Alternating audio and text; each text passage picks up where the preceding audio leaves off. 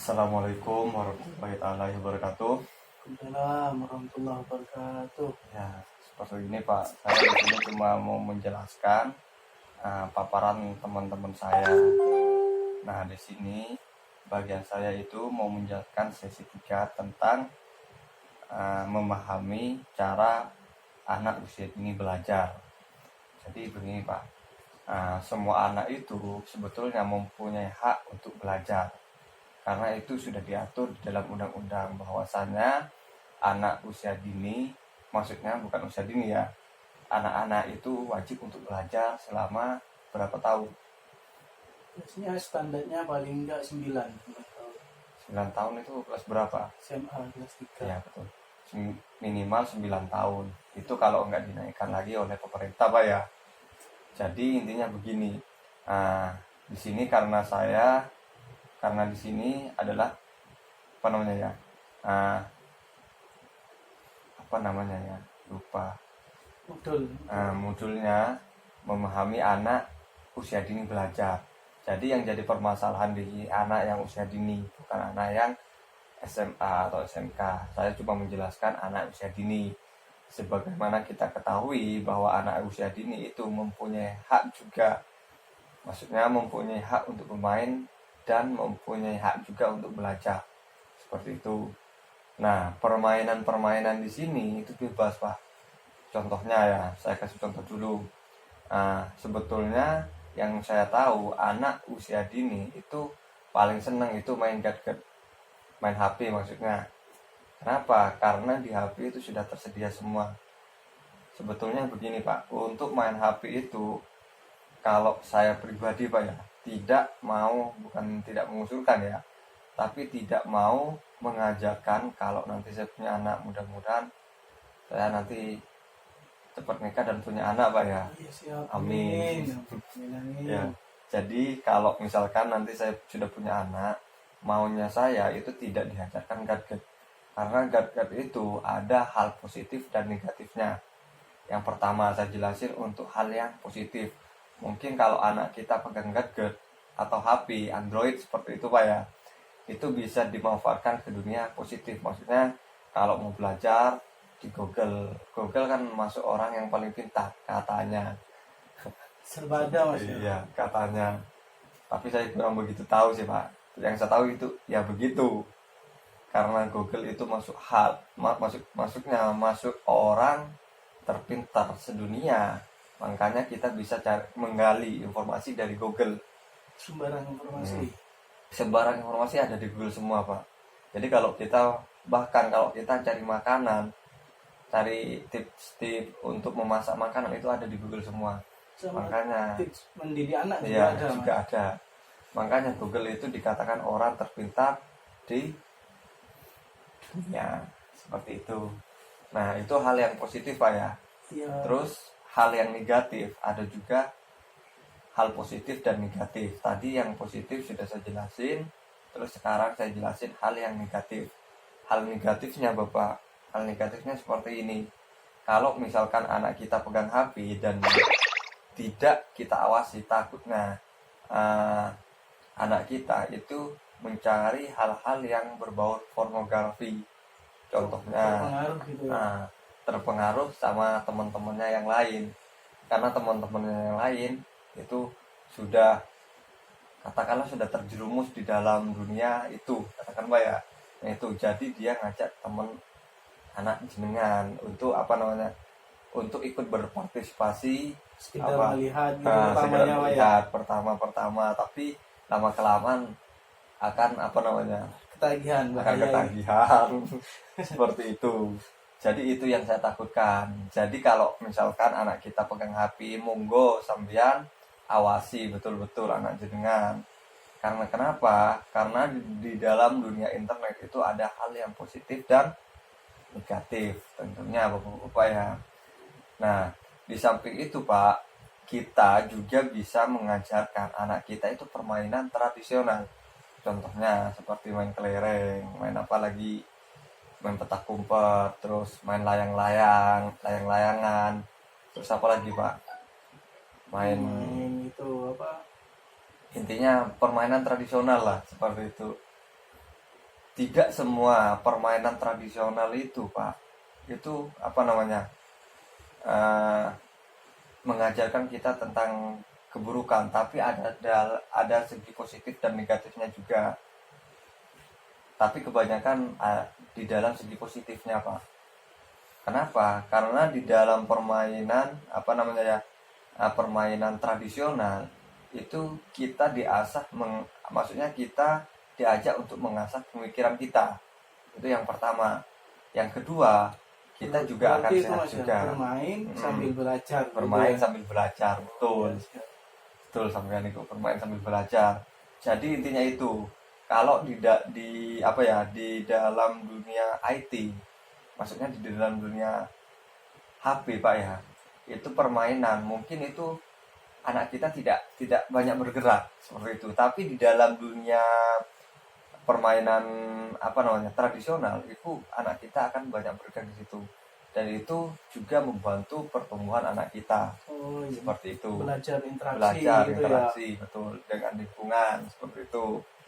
Terus Siap, selanjutnya siap. yang selanjutnya apa nama Pak ya, yang selanjutnya kita tidak boleh memukul anak kita. Contohnya Pak ya, kalau misalkan anak kita itu berantem di sekolahnya terus ketahuan sama jenengan atau sama orang tuanya, kita tidak boleh melakukan kontak tangan atau kontak apapun lah. Kenapa tidak boleh melakukan kontak tangan? Maksudnya takutnya nanti Pak ya, kita bisa Berpengaruh gitu ya. nah, maksudnya Psikolog kalau kita anak. maksudnya kalau kita langsung memukul anak kita, nanti psikolog anak kita juga terganggu seperti itu. Jadi kita tidak boleh menyentuh anak kita seperti itu. Kenapa? Karena psikolog anak kita itu nanti juga akan terganggu. Ngerti sampai iya, sini iya. ngerti Pak? Iya, paham Pak. Paham. Berarti kalau anak kita iya. nakal Iya. atau bandel di sekolah, jangan langsung ditegur dengan kekerasan ya. Mantap, betul. Harus ditegur secara halus, Betul, dikasih betul. tahu gitu Pak Kasih ya. tahu dulu. Jadi kalau anak kita nakal itu biasakan jenengan itu berdiskusi dulu sama anak jenengan. Oh siap. Contohnya, kalau misalkan anak jenengan itu berkelahi dengan temannya di sekolah, jenengan kasih Teguran. ya teguran sekaligus kasih wejangan lah seperti itu. Nah, contohnya gini Pak, nah sampean itu jangan suka berkelahi sama temennya, nanti sampean nggak punya temen seperti itu. Kurang baik Pak ya. Nah, kurang baik untuk untuk jenengan, untuk sampean. Nah, sampean bisa bilang seperti itu Pak. Oh siap. Terus apalagi Pak ya, terus kalau misalkan anak kita itu masih melakukan kesalahan yang sama, itu monggo jenengan berkonsultasi dulu sama anaknya. Artian mengadakan apa Pak? Apa ya? Diskusi atau apa ini? Betul, berdiskusi sama anaknya.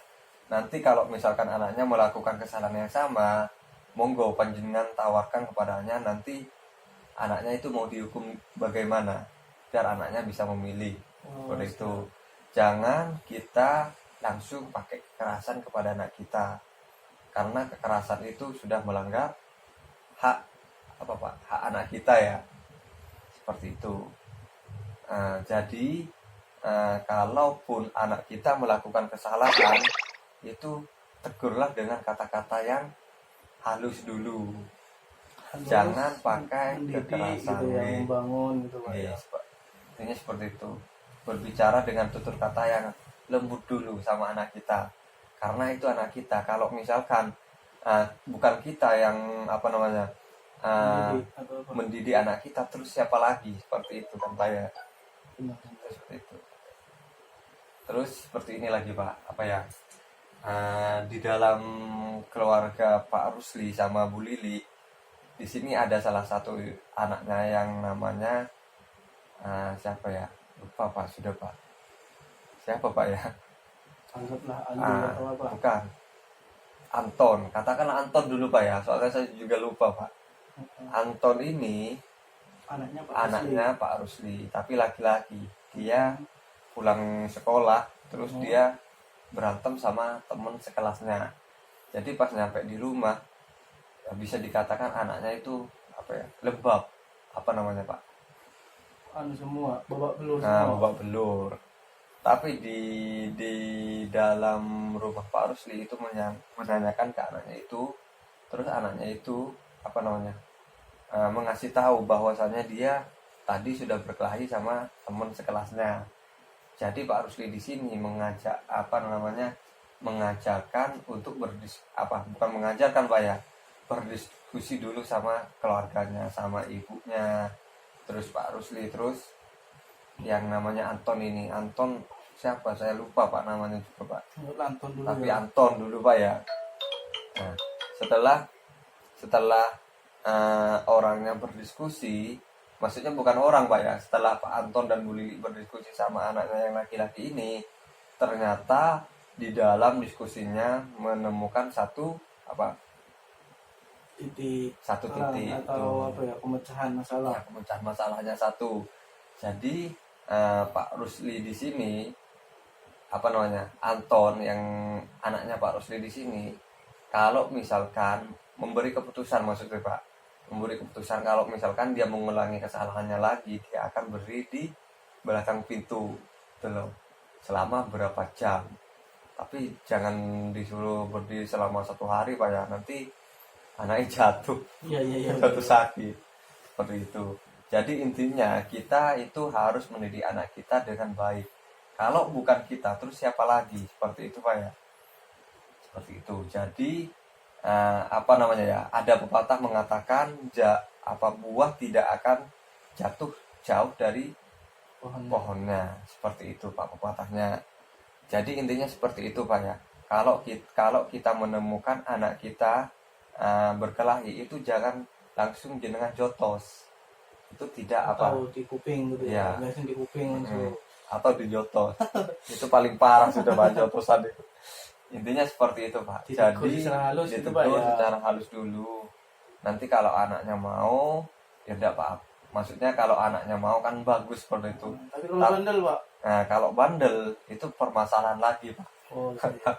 Kalau bandel itu gini Pak, kalau misalkan anak kita bandel Pak ya, cari orang-orang yang disegani anak kita dulu. Contohnya dulu. Berarti anggaplah seperti diberi hukuman yang agak biar jerah gitu gimana? Iya, gini loh Pak. Ya gimana? Kalau anak kita tidak mau mendengarkan kita, tentunya kan mau Pak ya. Tapi kalau misalkan anak kita itu tidak mau mendengarkan kata-kata kita mencari orang-orang yang disegani anak kita. Contohnya, saya kasih contoh Pak ya. Contohnya pertama seperti saudara kita atau paman dari anak kita. Kalau misalkan paman atau saudara kita yang disegani oleh anak kita, ya kita nanti akan ngomong sama saudara kita dulu. Si paman minta tolong gitu ya. Iya Pak. Jadi kita minta tolong ke saudara kita untuk ngomong ke anak kita seperti itu. Kita di sini menggunakan orang ketiga maksudnya. Ya Pak ya. Tapi yang saya rasa di dalam satu keluarga itu yang paling disegani bapak. Kalau ibu mungkin karena selalu bercengkrama dengan ibu. Jadi ibu itu misalkan Pak ya, ini cuma permisalan, misalkan ibu itu tidak begitu disegani, tapi yang disegani itu adalah bapaknya, seperti itu. Kebanyakan bapaknya yang disegani, ibunya sih disegani tapi tidak maksudnya tidak begitu kuat. Apa ya bahasanya Pak? Enggak segan ke bapaknya gitu. Enggak segan ke bapaknya ketimbang ibunya. Karena ibu di sini mempunyai apa Pak ya? Kasih sayang yang tinggi biasanya terhadap anaknya. Seperti itu. Iya, paham. Sampai sini ngerti Pak? Paham Pak. Ada yang mau ditanyakan? Sudah jelas Pak. Sudah jelas ya? Iya. Saya tutup Pak ya? Oh iya. Ya. Bukan pertemuan Pak ya? Apa namanya Pak? Pembahasan ini Ya. gitu. Pembahasan ini saya tutup dulu. Oh iya. Oke. Assalamualaikum warahmatullahi wabarakatuh. Salam.